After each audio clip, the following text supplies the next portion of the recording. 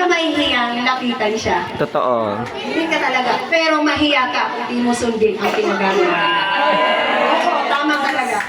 Hindi ko siya nakitaan na galit. Talagang mahiya ka, hindi ka susunod. Alam mo, kung umaga papasok ako, hindi ako dumadaan sa una umiikot. Nakakahiya, nandun na may kalabarson na singong ako papasok pa. Oo, ganun siya maaga. Bayan pa siya, gagaling ako sa gate 2 lang. Singong kalabarson na ako.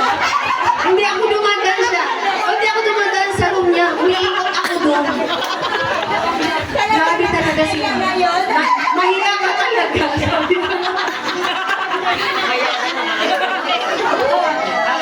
O talaga, pag hindi ko talaga alam, lumalapit ako kay Ma'am.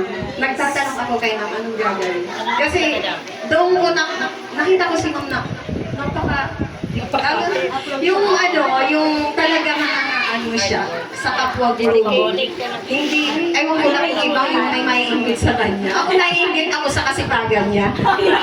Kasingit niya na, sana magawa mo rin. Kahit 1/4 man lang po sa kasipagan niya.